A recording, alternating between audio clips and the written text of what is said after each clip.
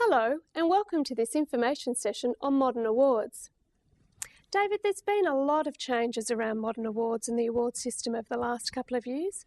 What are modern awards and how have they been created? Well, a modern award, let's go back. One of the two important features of the safety net in the Fair Work Act were the National Employment Standards, which were to go with the modernised award. Now, currently, we have about 4,500 awards. Some are state, some are federal, and there's a complete mishmash. I mean, in manufacturing alone, there are more than 500 awards. The mission of the Australian Industrial Relations Commission was to reduce those 4,500 into something like 120 awards and just simply rationalise the whole system. So a modern award will be, generally speaking, an industry-based award which will apply to a particular industry and will be the basic document, if you like, along with the National Employment Standards that will be the basis of the employment for all employees. And when do modern awards come into effect? They come into effect on 1 January 2010 along with the National Employment Standards. And who's covered by modern awards? Well, you have a concept at the moment of award-covered employees and award-free employees. Generally speaking, what used to be called the blue-collar workers would typically be award-covered employees. Managerial professional employees would be award-free.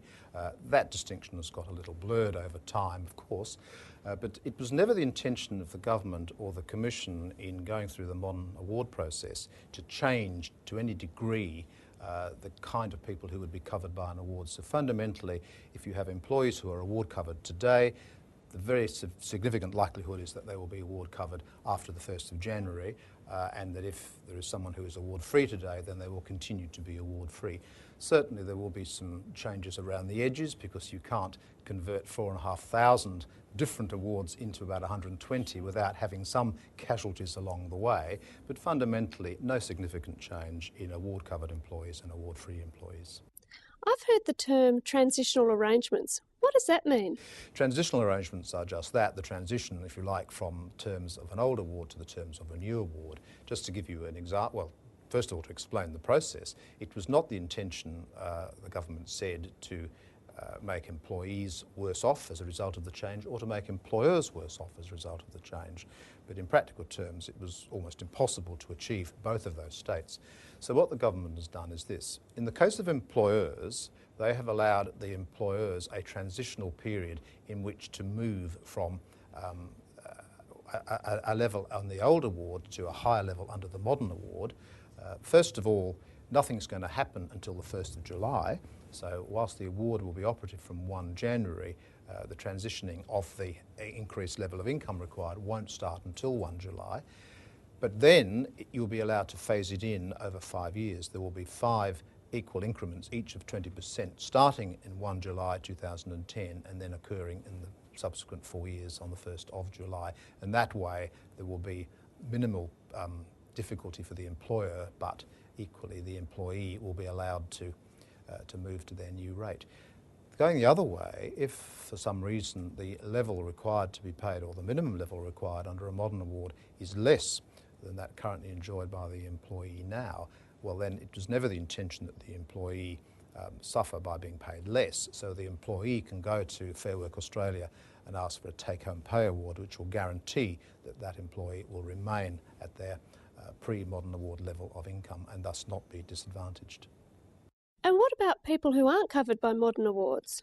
People who aren't covered by awards are covered by the National Employment Standards, but provided adherence to those standards is met, then employers and employees are free to contract on terms of their own choosing, depending on the nature of the employment, the nature of the business. But again, important to say, whilst not covered by the award, they're going to be covered by the standards. It's probably worth mentioning higher paid award employees.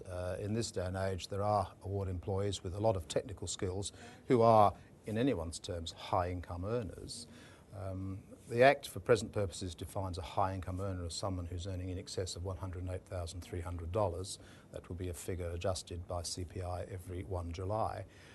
If you have an employee who is covered by an award but is at or above that level, then it's possible for an agreement to be made between the employer and the employee really to take that employee out of award application. And you do that by providing the employee with a guarantee of earnings. You guarantee in writing that the employee will, for at least the balance of that year, be at or above that high earnings level. And once that happens and that guarantee is given, the employee is no longer subject to the award in a line-by-line application. So it does provide some freedom for the employer and the employee in those cases. It's important to remember, though, that that employee always remains covered by the award, and there will be one or two matters of some importance within the legislation where to be covered by an award has some significance. In particular, you might recall in relation to unfair dismissal, where employees who are covered by an award have a right to an unfair dismissal claim, whereas award-free employees don't above a certain limit. So it's important to have that distinction, but generally speaking, award employees will be the body that they currently are, and there's no significant change other than maybe some adjustments around the edges. Thanks, David. You can call the Fair Work Information Line for more information on the Fair Work Act and how it affects your business. You can call 1300 10 21 67.